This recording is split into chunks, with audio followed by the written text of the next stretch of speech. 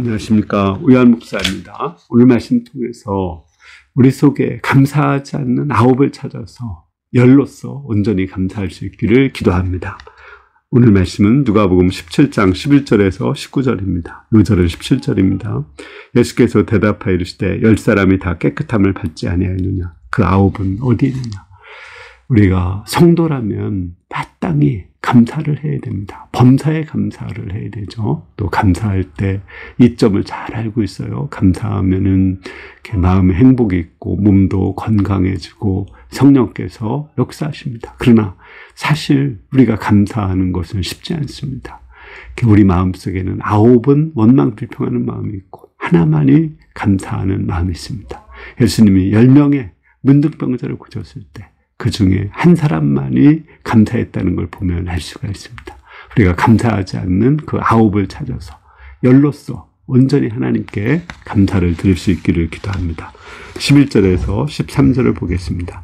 예수께서 예루살렘으로 가실 때 사마리아와 갈릴리 사이로 지나가시다가 한 촌에 들어가시니 문둥병자 10명이 예수를 만나 멀리 서서 소리 높여 가로되 예수 선생님이 우리를 불쌍히 여기시사구나. 예수님은 지금 십자가를 지고자 예루살렘으로 올라가고 있었습니다. 근데 그때 갈릴리와 사마리아 사이로 지나가고 있었어요. 여기는 유태인들과 그 사마리아 사람들의 그 경계 지역입니다. 그 유태인들과 사마리아 사람들은 서로 상종하지 않았어요. 그러나 나병 환자들은 같은 병자이기 때문에 동질감을 느끼고 같은 집에서 같이 살고 있었습니다. 그런데 그들이 예수님이 그곳에 지나간다는 그 소식을 들었습니다. 그리고 그 예수님께서 이전에 나병 환자를 고쳤다는 놀라운 소식을 들었습니다. 그들은 한 목소리가 되어서 크게 외쳤습니다. 예수 선생님이여 우리를 불쌍히 여기소서. 그들은 그 예수님의 긍휼을 구했습니다. 그들은 정말 불쌍한 사람들이죠. 물론 그들은 육체적으로 이렇게 나병이 걸렸다는 게 불쌍해요. 나병은 연골지죽과 피부가 이렇게 상해서 떨어지는 거거든요. 코도 눈썹도 눈도 빠지고 발가락도 손가락도 떨어지는 거. 이게 나병입니다. 그리고 피부에 고름이 나오는 것이 나병입니다. 그러나 더 비참한 것은 전염병이라 심지어 부모도 자식도 다 떨어져서 살아야 된다는 것입니다. 또 구약에서 나병은 부정한 병이기 때문에 하나님께 나가서 예배를 드릴 수가 없는 거예요. 사람들과 하나님과의 관계성이 단절되어 있는 것입니다. 여러분들이 살아있다는 것은 무엇일까요? 그 살아있다는 것은 서로 관계성이 회복되는 거죠. 서로 전화도 하고 대화도 하고 같이 만나서 식사도 하는 거. 이게 살아있는 거죠. 근데 그 사람이 나한테 담을 쌓고 관계를 끊고 전혀 연락을 하지 않는다면 그는 실제 살아있지만 나한테는 죽은 사람과 똑같은 것입니다. 나병 환자들은 가족에게 하나님에게도 죽은 자와 방불했습니다. 또 육체적으로도 죽어가고 있었어요. 그들은 예수님께 나와서 죽어가는 우리를 불쌍히 여겨달라고 기도했습니다. 하나님은 이렇게 불쌍히 여겨달라는 기도를 들어주십니다. 우리 예수님께서 이렇게 이 불쌍히 여기는 기도 들어준 사건들이 몇 개 나옵니다. 수르보니게 여자는 자기 딸이 흉악한 귀신 들렸어요. 그때 나를 불쌍히 여겨달라고 나왔습니다. 또 2명의 소경도 이렇게 예수님께 우리를 불쌍히 여겨달라고 나왔습니다. 세리도 가슴을 치면서 우리를 불쌍히 여겨달라고 기도했습니다. 예수님은 그들의 기도를 들으시고 병을 치료하시고 또 죄를 용서해 주셨습니다. 14절을 보겠습니다. 보시고 하셨을 때 가서 제사장들에게 너희 몸을 보이라 하셨더니 저희가 가다가 깨끗함을 받은지라. 이전에 예수님이 나병 환자 고친다 적이 있다고 했죠. 그때는 나병 환자의 몸에 손을 대시고 내가 원하노니 깨끗함을 받으라 하셔서 깨끗하게 치료하시고 나서 이제 제사장에게 가서 건강진단서를 떼갖고 와서 정상적인 사회생활을 하도록 도왔습니다. 근데 이번에는 치료하지 않고 먼저 건강진단서를 받으러 제사장한테 가라고 했어요. 이 순서가 뒤바뀌었습니다. 왜 그렇게 했을까요? 믿음을 심기 위해서입니다. 믿음은 무엇인가요? 믿음은 이미 나은 것을 믿고 행동하는 것, 그것이 믿음인 것입니다. 예수님은 이렇게 무화과 나무가 마른 것을 보고 놀라는 제자들에게 받은 줄로 믿으라. 무엇이든지 기도하고 구하는 것은 받은 줄로 믿으라. 그리하면 그대로 될 것이라고 말씀하셨습니다. 이렇게 이미 받은 줄로 믿고 기도하면, 행동하면, 그러면 하나님께서 우리를 치료하시고 또 우리의 문제를 해결해 주신다고 말씀하십니다. 저는 이것을 체험했습니다. 우리 아들이 이제 그 30이 넘어서도 직장을 잘 잡지 못하고 있을 때 정말 마음에 고통이 왔습니다. 그때 받은 줄로 믿으라. 이 말씀이 제 마음에 들어왔습니다. 만약에 합격한다면 어떻게 할까? 저는 100만 원은 감사월금을 할 것 같아요. 그래서 100만 원을 먼저 감사월금 했을 때 그 해는 붙지 못했지만 다음 해에 떨어졌습니다. 우리 현주목동 시험 볼 때도 붙으면 어떻게 할까? 저는 한 50만 원은 감사원금 할 것 같아요. 그래서 50만 원 감사했을 때 나중에 그 다음 해에 또 현주목동도 붙었습니다.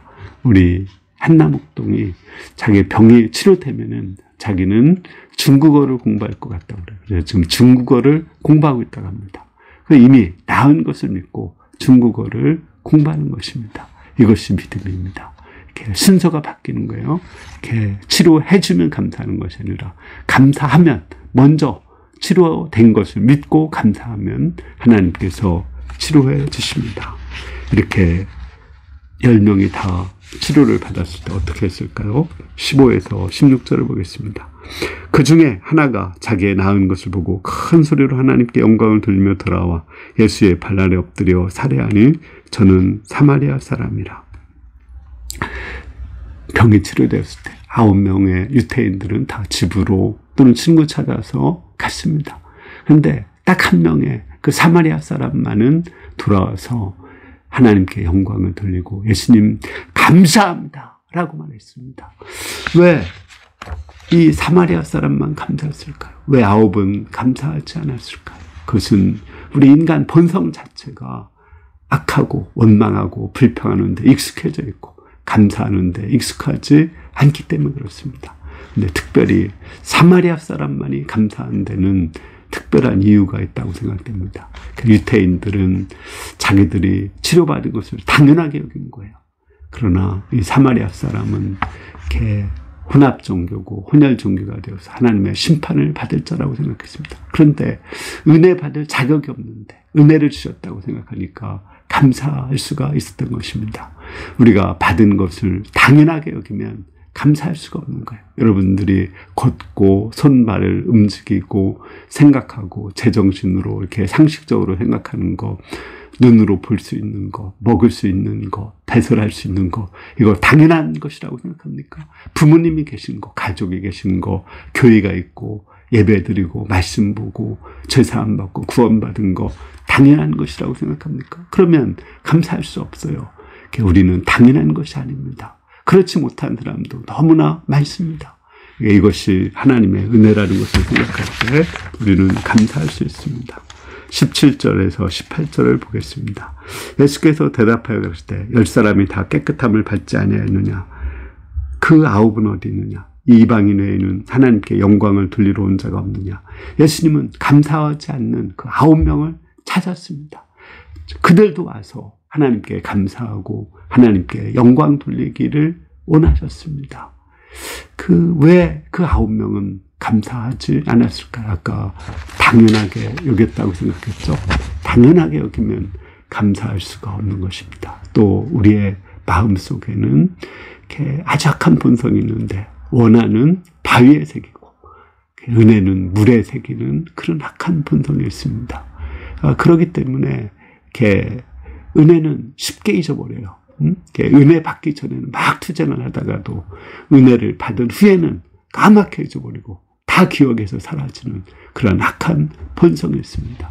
그러나 우리는 거꾸로 은혜는 돌에 새기고 원하는 물에 새기는 그런 사람이 돼요. 그러니까 우리 하나님 생각하면 모든 것이 은혜로다. 모든 것이 은혜 받은 것이다. 이렇게 생각할 때 감사할 수 있는 것입니다. 저는 이렇게 은혜는 돌에 새기고 또 원하는 물에 새긴 사람, 그 대표적인 사람이 저는 다윗이라고 생각합니다. 다윗은 하나님께 나가서 이렇게 기도합니다. 하나님이요, 내가 무엇이기에, 내가 누군데 나에게 이런 은혜를 베푸십니까? 내가 목동이 아닙니까? 막둥이가 아닙니까? 왜 나에게 은혜를 베푸셔서 나를 유대인의 왕, 통일 이스라엘의 왕으로 삼으셨습니까? 그거를 생각할 때 너무 감사해서 하나님께 감사의 예물을 드렸습니다. 뿐만 아니라 그는 사람에게도 감사했습니다. 사울왕이 다윗을 그렇게 여러 번 죽이고자 하는 걸 알고 있죠. 그걸 생각했으면 사울의 후손들을 생각하면 이가 갈렸을 것입니다. 사울의 아들 요나단은 다윗에게 은혜를 베풀었습니다. 그 은혜를 생각하면 갚아야 됩니다. 이 두 가지, 그에게는 은혜도 있었고 원한도 있었습니다. 사울의 후손을 생각할 때. 그런데 다윗은 그 원한은 전혀 생각이 나지 않았습니다. 오직 은혜만이 생각이 났습니다. 그래서 요나단의 아들 무비보셋, 절뚝발이 이렇게 그 당시는 이렇게 왕의 상에서 함께 먹을 수 없는 그런 자를 이렇게 왕의 상에서 함께 항상 식사를 하게 했습니다.